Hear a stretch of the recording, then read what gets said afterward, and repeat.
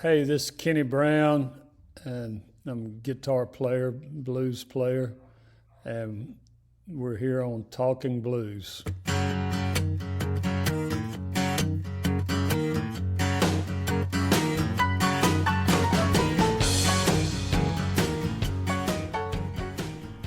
So, I guess I have to ask you how music first got into your life. Well, gosh, I've always been crazy about guitars and stuff. Actually, my mom, wrote in that, I was always loved cowboy hats and horses and guitars and guns, and I guess I still do.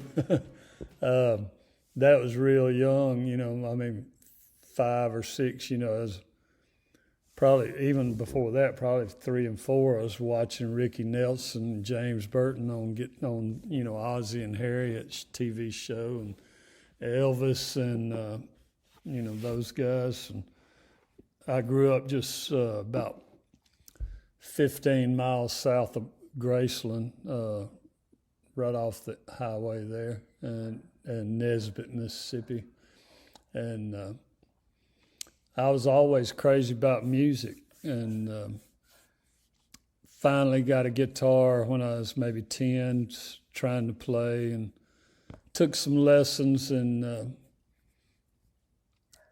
they were trying to teach me to read music, and that wasn't working too good. And finally I quit taking lessons, and then Joe Callicut moved in next door to me, and his house was like 50 yards from my bedroom window, and found out that he played music, and I went over and introduced myself to him and told him I'd like, learn something from him. He started going there every day, and that's how I got on into blues, was with Joe.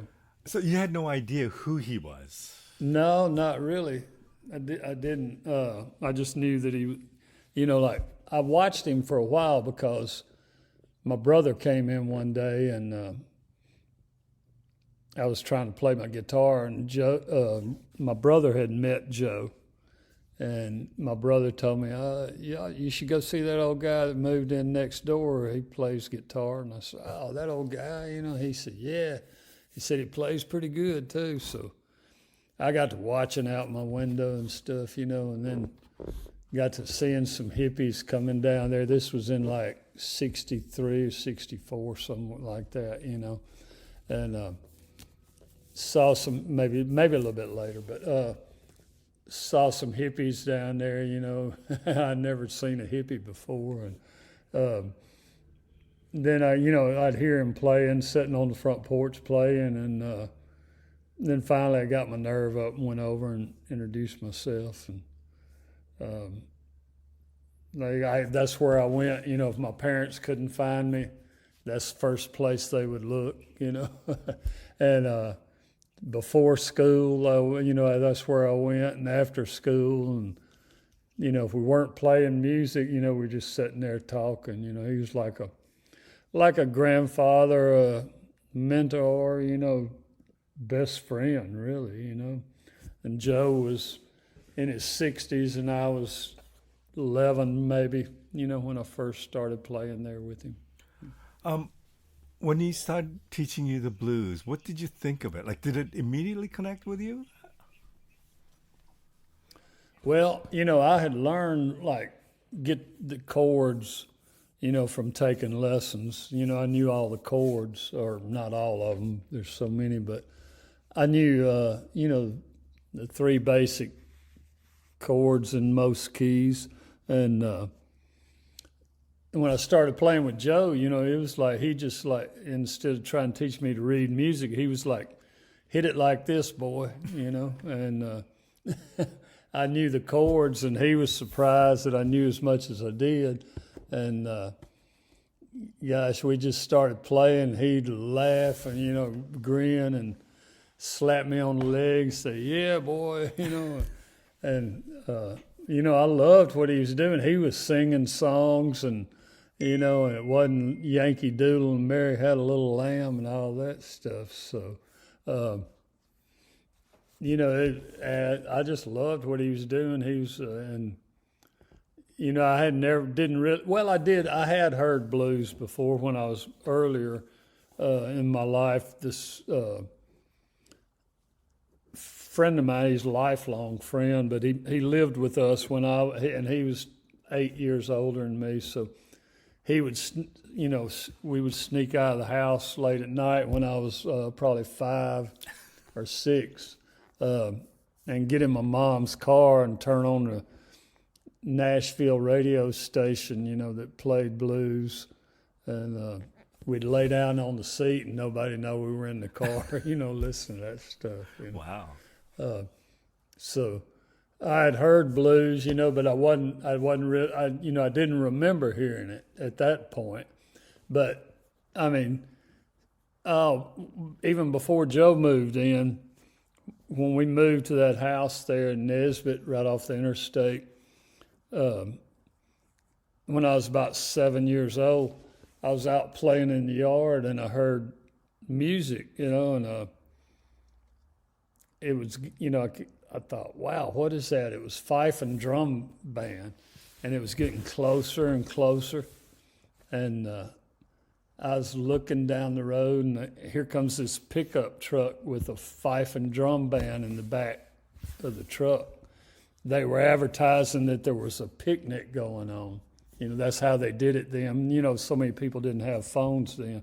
And to my good luck, I guess, or good fortune, it turned in right across the road from my house. And that's where they were having picnics. We moved there, I think, when I was about 6 or 7. And my mom said they used to have to spank me to make me come in the house, when they were having picnics over there. And they would start like Friday night and sometimes go till, late Sunday night, and everybody, all kind of people played there. I know Fred McDowell and Johnny Woods played there. Johnny told me that later on. And R.L. Burnside told me he went up there. There was a guy named B.D. Jackson had picnics there. And if they'd make me come in the house, but back then we didn't have air conditioning so much, and they didn't do it in the wintertime. They did it in the summertime. But my window would be open, so I'd hear this music going. And then, the guitars and the fife and drums. Sometimes, it'd be like you could tell that people were playing 2 different songs almost. But then, that had a big influence on me, and then Joe, later on when Joe moved in. So I get, I don't know if it's destiny or curse or a blessing, but being there in North Mississippi, which is where I live now, but I don't live in Nesbitt, but there were just, there was a lot of stuff going on, back then. There's a term, the hill country, North Mississippi hill country blues. At that point, was it already pretty well established, or is that something that kind of came to be?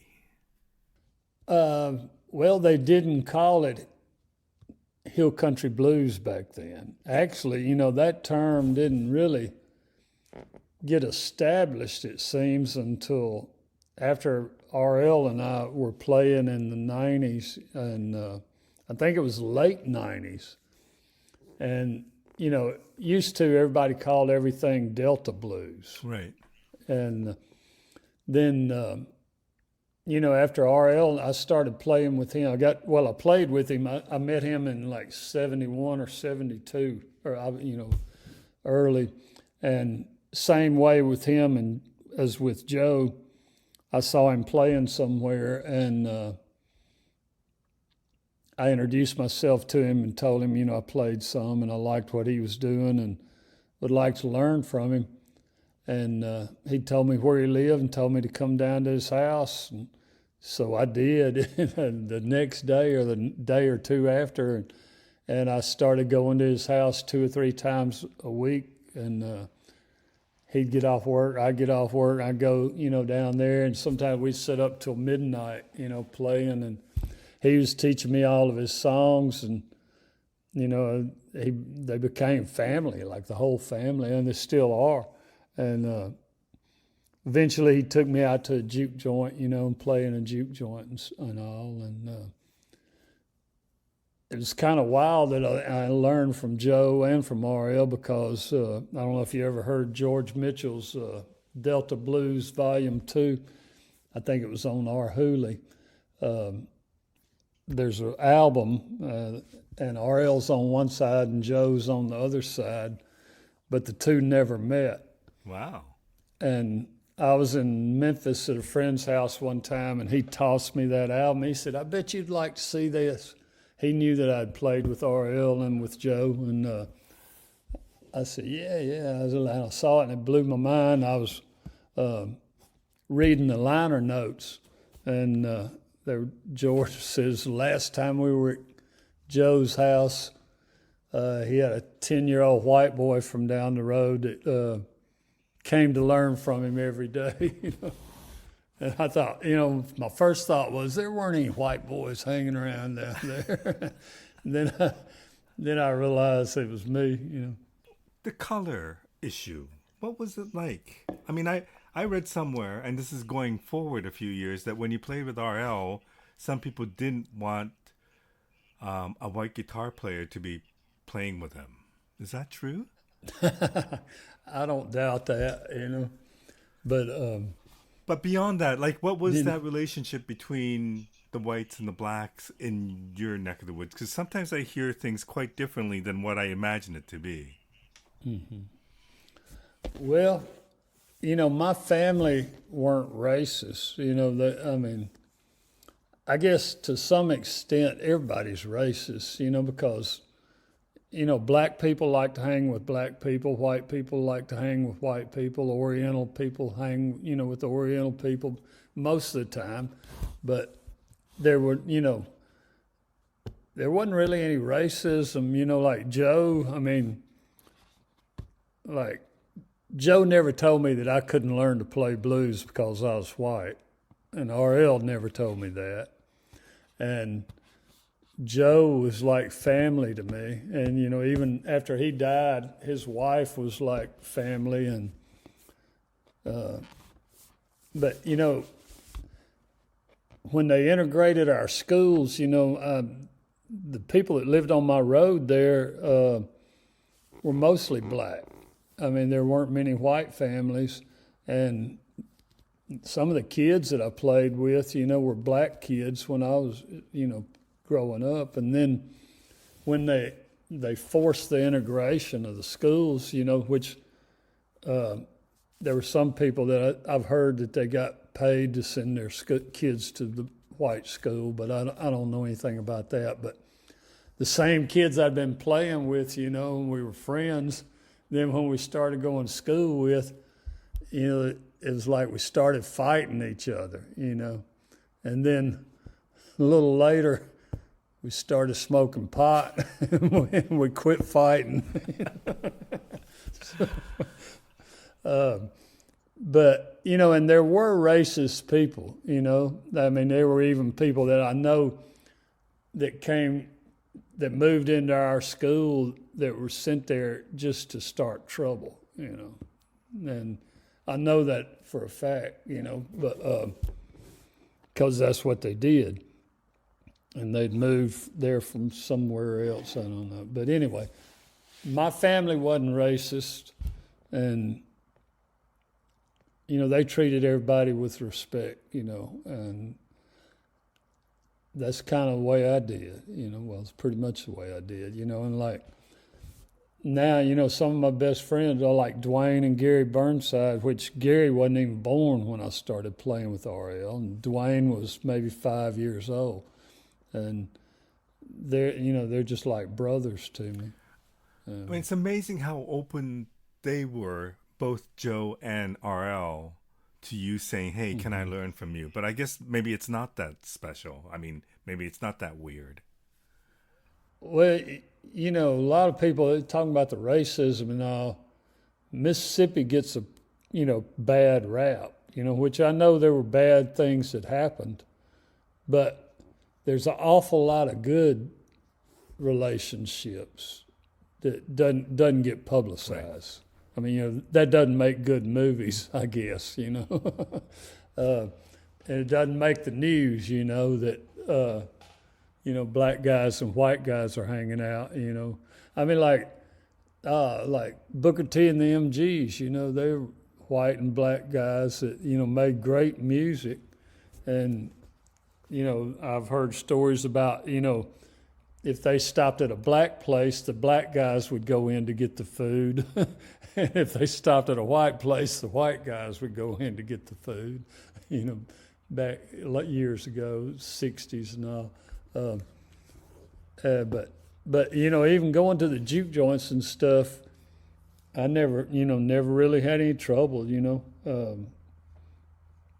I've seen some bad things happen, but my grandfather told me, when he found out I was going to the juke joints playing music, and my grandfather, was, both of my grandfathers were pretty religious guys, and, and my grandfather, I never saw him smoke or drink or ever heard him cuss, but he called me to the side one day. He said, "Look, I know you're going out there and playing that music. I'm not going to, tell you not to, but just be careful out there when you go in those places and don't mess with their women." I thought, okay. I said, I ain't granddaddy. I'm just going to play guitar. How old were you when you met RL? I was about 18, I think. Might have been 19. So at that point, where was RL's career? Like, was he basically a local musician that played in a lot of house parties and juke joints? Yeah, more so than anything. I think he had done the first show, like blues festival he'd ever done a year or two before that. And he went to Canada. Somebody, George Mitchell came through in 1967 and recorded Joe and RL and different ones and put that stuff out. That stuff got put out on our Hooli. And after that, I guess, is when RL, they got him hooked up, I guess that somehow got him hooked up, and he went and played a festival up in Canada. But he hadn't done a lot of things, but not long after I met him, he got to going overseas a good bit, but nobody ever, again, like you said, nobody wanted to see a white guy with him. Nobody ever wanted to hire me to go play with him, even though I played with him better than anybody else, But they would hire, somebody like Joe Louis Walker from California, to play with him or something like that. So when was that accepted? Did you start touring with him? when we started doing it. No, the way I got hooked up playing on the road with RL was, we played together all, off and on for 30 years, but it was in the late 90s. Well, no, it was about 92. I was playing with Mojo Buford, harmonica player that used to play with Muddy Waters. And we had done a tour. We went up into Canada and down the East Coast. And when we came back, our last show on that tour was in Clarksdale, and it just happened to be on Muddy Waters' birthday. And so I invited RL to come down and sit in, play a few songs. And he did. And some of the Fat Possum Records guys, Matthew Johnson and somebody else, brought him down. They were getting ready to do another record with RL, and during one of the breaks, I got RL up there, and just him and I played. I don't know how many songs, 3 or 4 songs, and I think it was the next week they called me from Fat Possum, wanted to know, they were going to cut a new record on RL, and they wanted to know if I'd play on it. And I said, yeah, I will, but why? They said, I said, RL's best by itself, They said, yeah, but we want it to be a little more rocking, And so that was, I said, yeah, I'll do it. And so I went down, and I'd been playing with Junior Kimbrough and Johnny Woods and anybody that would let me play with them, really. But so it wasn't long after that I went down. We went to Junior's Juke Joint, and Calvin Jackson was RL's son-in-law, which Cedric's father. He was married to Linda, RL's daughter. But Calvin and I and RL had played together a good bit, and so we cut that Too Bad Jim record. And then the next day we cut a Sad Days and Lonely Nights, a Junior Kimbrough record. And did all that in Junior's Juke Joint. And that's how they got, then it wasn't long after that, actually RL and I went to do a tour or several gigs up in Canada. And by the time we got ready to do that, Calvin had moved overseas, so we were needing a drummer to go play with us. And I asked RL, said, RL, you know anybody we can get, play? I don't have anybody right now we can take with us. And he said, well, I got a grandson that plays. And I said, was he any good? And he said, yeah, he's pretty good. And I said, well, how old is he? He said, he's 14. I said, well, will they let him go out on the road with us? And he said, if I tell them to, they will. So that's when we took Cedric out. And but that's how we got started playing out on the road. And then, we did several records after that, and it just got bigger and bigger, I know that you worked in construction. Did you think that you would be a full-time musician? Was that the goal? Was it how did you view a career in music? Well, I guess I probably had dreams, of doing that, or would you manifest things sometimes, if you want them bad enough and you let it go and put the thought out there, and things just come to you. But, I guess I don't remember really thinking, that I wanted to be a professional musician. I never thought I'd be able to, because for one thing, I didn't think I was good enough, and I couldn't play like, a lot of other people. And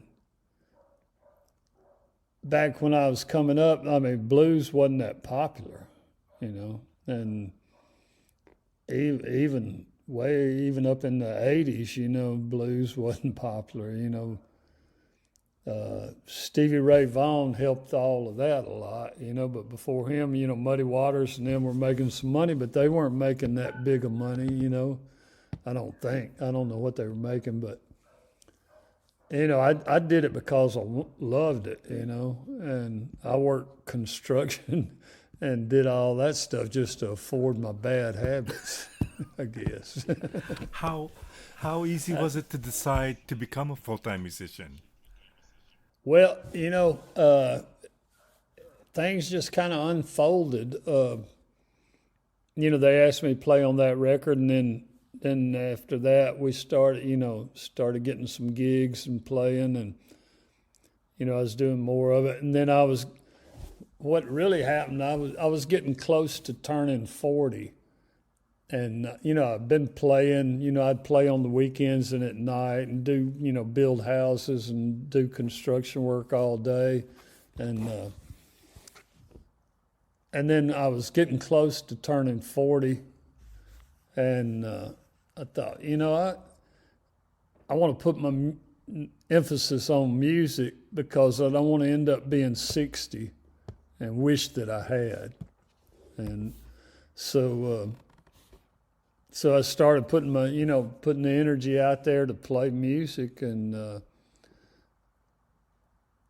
it just things just started unfolding, and you know, I got to where at one time, I mean, I could put a band together in like 30, 40 minutes, you know. I had a list of musicians and I would play juke joints, little roadhouses, or, whatever, somebody called me, hey, Kenny, can you play a gig tonight? It'd be like 4 o'clock. Yeah, where's it at? And I'd go to calling people, I played gigs with people that I only met when they walked on stage, And that was But more like, is it correct to say that was the hill country blues, or is it more like, did you play other kind of music? well, yeah, I play a little bit of country music, some old stuff, old rock and roll. I was doing Chuck Berry stuff or Muddy Waters or Elmore James, and a little bit of country, not a lot. And when did the slide become such a big thing for you? Well, gosh, after Joe died, well, Joe showed me how to play slide with a pocket knife, and lay the guitar in your Right. lap. He showed me open G tuning, doing it like that. And then after Joe died, Bobby Ray Watson was a white guy that had lived up there and learned from Joe, and he'd been in a lot of bands. He was about 10 years older than me, but he had been out in California. And after Joe died, Bobby Ray came back, and he actually showed me how to take a piece of pipe and put it on my finger and play slide like that. And it just like, I remember he showed me an Elmore James lick. I don't think I did anything else for 2 weeks, but play that. But Bobby Ray turned me on to a lot of stuff, a lot of people, and a lot of good music, taught me a lot of stuff. I had this vague memory of talking to you and you telling me how much Duane Allman meant to you. I don't know if I'm remembering Oh, things correctly, but I have this vague memory of that. yeah, I mean, I loved his stuff, not that I could play it. But, and I don't really play his style, but I love that stuff. And yeah, I listened to that Fillmore East album, gosh, for years. I think I loaned it to somebody, and they never brought it back. I wonder though, that kind of But playing, I don't know if it lends itself to the kind of music that you do. And you know what I mean? Like, I know that sounds kind of weird, but yeah, there just seems to be a bit of a difference in what you do to what they do yeah. or did. Well, I learned from everybody I could and everywhere I could. From every book, every record. And back when I was trying to learn, or well, I'm still trying to learn, but now, back then, you couldn't open up a computer and find any song that you wanted. You could, uh, I had to go search out people and find them, and then see if they would show me something. And and I listened to a lot of records, a lot of Muddy Waters and stuff, and uh, Elmore James and all those guys. I think that's why first time I met Mojo Buford, we hit it really off really well because he loved my slide playing. But I think that was come from playing with Muddy and all. But yeah, I learned from everybody, anywhere I could. Tell me what RL and the time that you spent with him, what would have been one of the greatest lessons that you learned from him? Uh, Gosh, I don't know. With RL, probably park headed out. No, no. I think I actually learned that from Bobby Ray uh, Watson, but you know, we'd go to a juke joint or something, we'd always park headed out in case we had to leave in a hurry. The success of RL with Fat Possum and presenting blues in a different light, did that surprise you? Well, yeah, I guess it did. I mean, how did he feel about it? Well, he was making money, you know, and the people, I mean, he loved playing, but I mean, he would rather sit at home with his family and played on his front porch and somebody just send him a check. But, you know, but that ain't happening, you know. But he liked playing, you know, for the people and loved talking to people and, you know, meeting people and going different places. But, you know, toward the end, I think he got, you know, just tired of the road, which is easy to do, you know. And then you started a solo career. What was the thinking behind that? Like, what goals did you have for that? Well, I just wanted to play.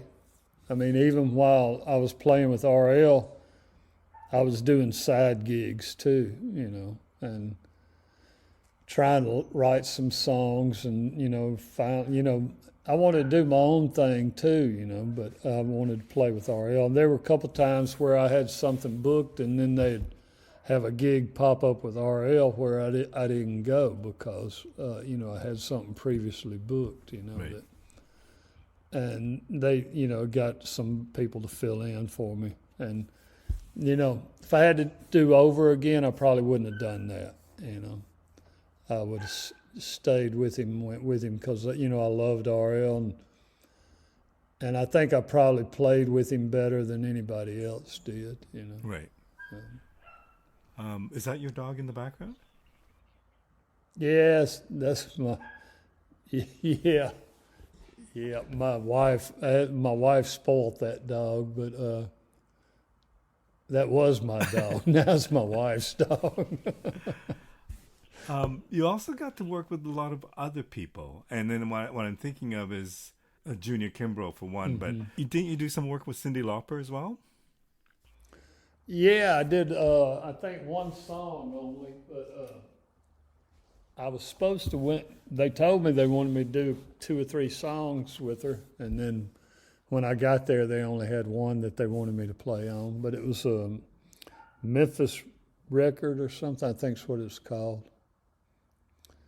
We played, I think I played Rollin' and Tumblin', played Lap Steel on that.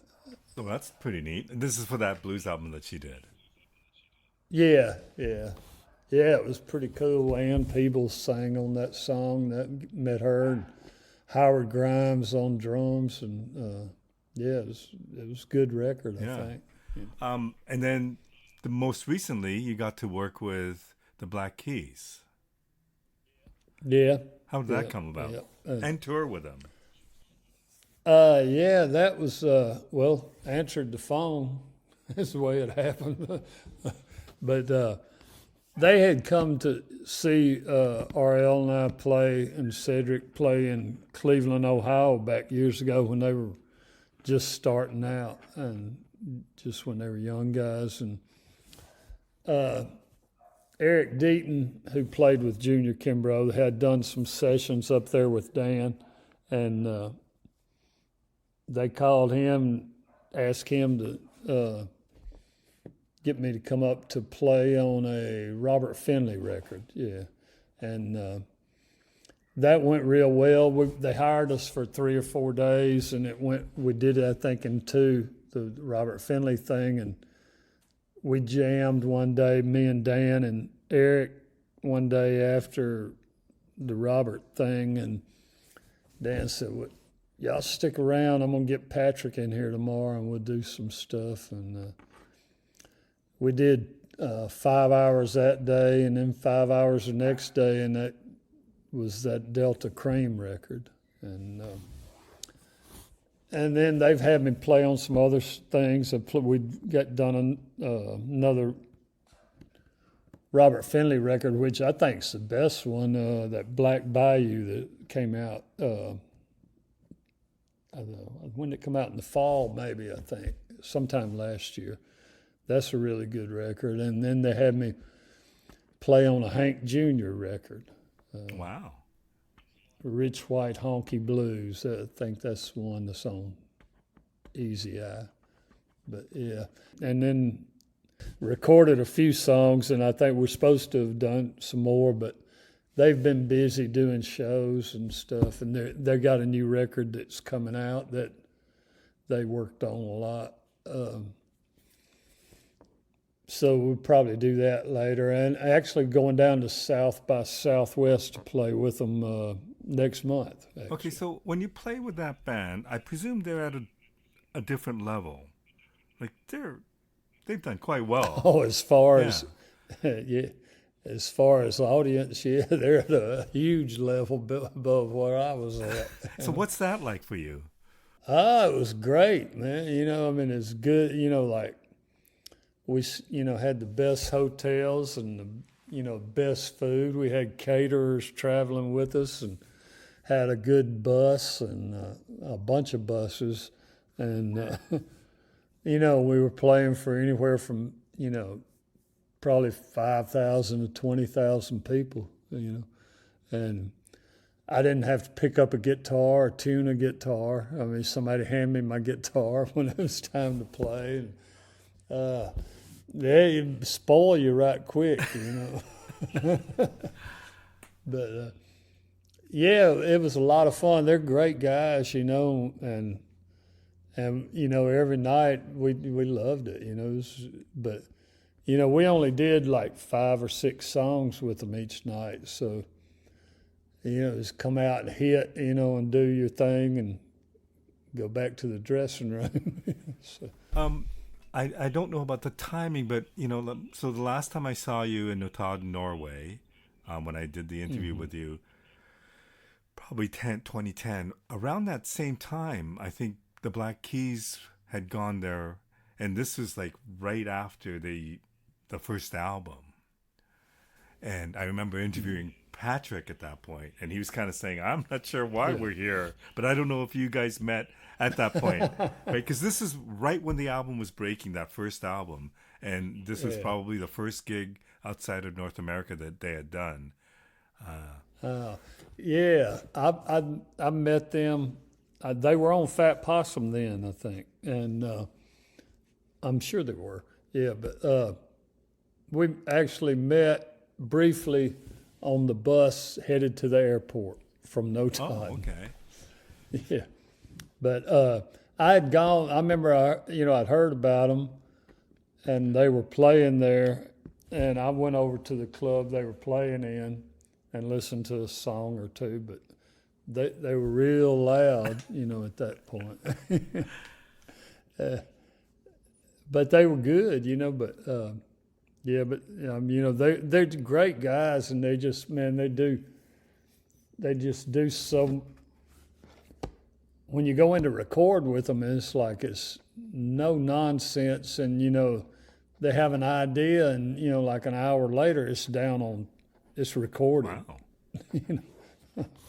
Yeah, I mean, they don't mess around. And how do you feel about the way they presented, I guess, your music, or the music of your region? Well, they did a good job, do a good job, and I think we did a great job on the Delta Cream record, and I know it sold probably more records than anybody that won a Grammy that year. We got nominated for a Grammy, and they sent me and Eric out to Vegas, to accept if we won it, but we didn't win. But it was great to be nominated. First time I'd ever been nominated for one, I think. RL had been, well, I wasn't nominated, but the Black Keys and the record were. And I think RL may have been nominated before, but I can't remember. I think he was nominated and we didn't win. Yeah. At this point, like, I think I noticed that you had just done a country single not too long ago. Oh yeah. So yeah, I did is that influenced by your work with Hank Williams Jr., or is it? You said that you were into country from the very beginning. Yeah, man, I grew up, like my mom singing Hank Williams songs while she washed dishes, and in the 50s, I remember watching TV, watching, well, the Grand Ole Opry and all that kind of stuff. And country, like growing up in North Mississippi in the 50s and 60s, I guess you were exposed, or I was, to all kinds of music. But it's a But, kind of a departure for you, is it not? well, I love, country music. That's like country music, just blues done a little differently, Right. Because to me it is. Hank Jr., some of his songs, his country songs, man, are just blues. And Hank Sr., a lot of his stuff is just blues to me. Now, the stuff you hear out of Nashville these days, not so much blues. Or not so much To me. country. Yeah, either way, yeah, either one.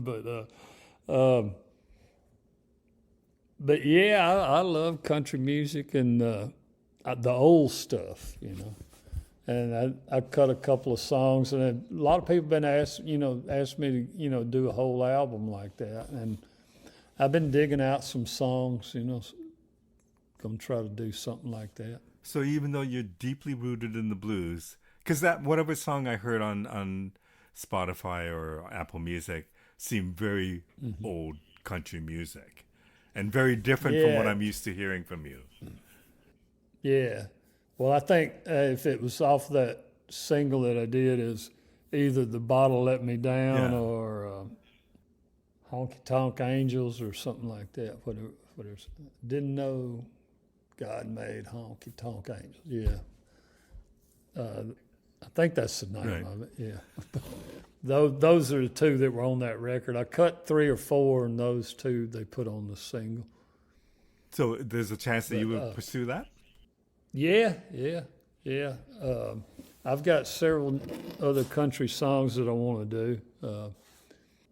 Yeah, Jerry Lee Lewis lived right down the road from me after I was about 18. Jerry Lee moved down there to Nesbitt, and I got to meet him just a few years before he died. Actually, they did a Hill Country Hall of Fame, and they inducted me and Jerry Lee at the same date. Wow. So, and I got to meet him. That was great. He was a great guy. I'd seen him around, before, but I, heard how he was, and I was embarrassed, or didn't want to, didn't get my nerve up to introduce myself back years ago, but I did that day. Yeah. When you look at the blues today, what do you see, and how does it make you feel? Oh, well, you know, there are a lot of young cats coming on that they're doing good stuff and carrying it on. It ain't ever gonna die because there's just too much feeling in it. Some people, just I'm not real crazy about all the hot lick stuff, but I don't know, I don't know. I'm glad to see people making a living playing blues. Right. And for years I couldn't do it. A few people were doing it, but a lot of people were working a job and to be able to afford to play, because Right. guitars and amps and vehicles aren't cheap, and food, and a lot more so now than then, though. But yeah, I'm glad to see people playing and being creative, and it's kind of tough, finding something that hadn't been said in a way that somebody hadn't said it. And as for the Mississippi Hill Country Blues, is there up and comers? Are there young people still doing that? Yeah, yeah. There's young guys. There's Cameron Kimbrough, which is Kent Kimbrough's son. He's doing it, and his partner Damien, that they play together. And then they're like little Joe Ayers' son Trenton. He's playing, and Cedric, he's out playing. Cedric's older than those guys, and then there's a lot of cats coming around, playing. There's a guy on Easy Eye, what's his name? Nat, I think he's Filipino or something, but from Kentucky. That he's playing really good. There are a lot of cats around. Kingfish. I played on a record with he was going to the Delta Blues Museum, playing in that school they had. They had me go down and play for a record once with those kids, and they were like 7 and 8 and 10, and they were like just kids. Like one of them be playing something, the other one telling, "Oh, that ain't right. Let me play that. You go play drums." And they were just jumping around from drums to bass to guitar, and now Kingfish, and Anthony Sherrard, those guys are grown now, but they started young down there in Clarksdale, So. Kind of like you. Yeah. Yeah. Yeah, they got a actual formal school down there that, teaches. It's not a full-time school, but they have a class at the Delta Blues Museum where kids can go learn, And there's a couple of young guys down there that are, I don't think they're over 12 that are playing some good stuff now, Wow. So you mentioned about the possibility of doing some country music projects, but do you have anything else in mind over the next little while? Any goals? Yeah, I got a project that we got pretty much recorded. Got to get it mastered and stuff, and I don't know where it's going to go. If we have to put it out ourselves or what, but me and Kenny Kimbrough and Eric Deaton and Dwayne Burnside and Gary Burnside, and we did some recording here in my barn. That there's some good stuff. We're going to try to put that out, and then I've got some songs I've been working on, trying to get them recorded too. Great. Well, Kenny, thank you so much for doing this. I enjoyed talking to you a number of years ago, and I thought I should check in on you and get to know you a little bit better, because your history is such an amazing thing, and to learn from the masters as you did, and to carry on that tradition, it's pretty amazing. And to see, you said that whether it be a curse or something that you didn't choose, that they chose you, but it certainly got you around the world and to places I'm sure you never expected to go. Yeah. I think I counted it up one time. I've been to like 17 or 18 countries, and I think I've been to every state in the United States, and so that's pretty amazing for a country boy. Well, Kenny, thank you so much for doing this. Yeah, man. Thanks for contacting me and all. And you take care. All right. But Bye. you too. Thanks, man.